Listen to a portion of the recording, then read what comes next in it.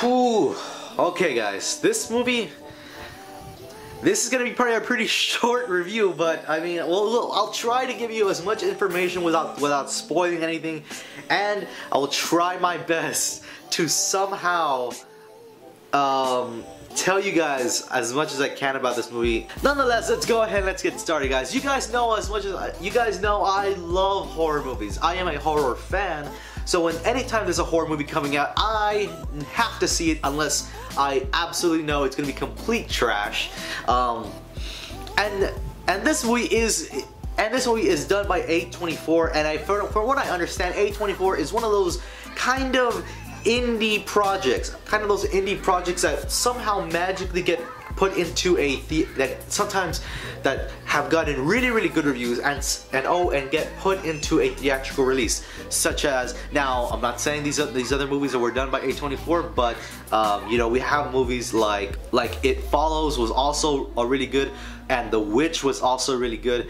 Some people might say The Witch was a little bit but to me, I actually enjoyed it. Not as much as other critics, but I still enjoyed it. Now this movie, guys, it is a extremely intense movie, but not in the way that you think. Now I'm going to explain a little bit of the title, because again, it kind of confused me while I was watching the movie, and especially when the movie ended, I was still a little bit conflicted. Now, It Comes at Night is, yes, the title of the movie, but it's also a metaphor. A metaphor for what? I have no clue. The director did not say what it was for, what the metaphor is for exactly, but definitely it's a metaphor.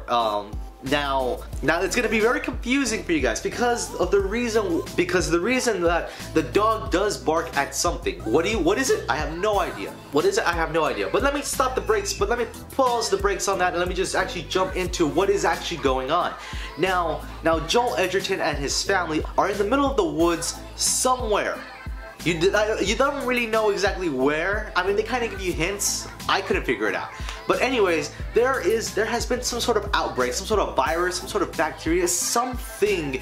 And no, don't. I mean, I know you're thinking about zombies. It's not that case. It is not that case whatsoever. Okay. But there is some sort of infection going on that kills people. And of course, they're living out in the woods, very isolated, to get away from it. And the movie starts off very on a very good high note. Well, I guess high note, low point, however you tend to look at it. But definitely that's where it really grabbed me, and it did not let me go until the end of the movie. Now Joel Edgerton himself is really good in this movie, guys. Now a lot of people might say he's a little bit emotionless, but that's actually not the case. There are some points in the movie where he does show anger, paranoia, a little, and he does have fun, and he has a little bit of enjoyment of himself.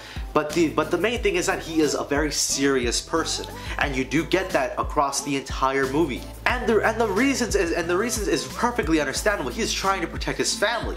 Now this whole other family also gets introduced into the mix. Now, so the dynamics change a little bit. Their lives get a little bit more simple while also getting a little bit more complicated. And that is where things just start to get a little bit crazy. But I will leave that right there so I can go ahead and continue. Okay, so getting back to what I was saying before. Now, while the dog in the movie actually does bark at something, it actually takes off towards something. You don't ever know what it is, and even the characters themselves express that there is something potentially out there in the woods. What is it? We don't know. Is it other people? Is it some sort of entity, a monster, something? We don't ever know. And of course, this movie does present some really good questions that we would love to get answers to. And of course, like in Prometheus style, and even Alien Covenant style, we get some of those answered, but we get a lot of the questions not answered, and it kind of is a little bit frustrating. Some of my questions is that, what was the dog barking at? Who opened the freaking door? Nonetheless, guys, while this movie is a very mysterious type movie, it is still a very good movie. Now, it's probably not going to be what you're thinking it's going to be, and that's perfectly understandable, guys. I myself am a little bit conflicted. I personally enjoyed the movie.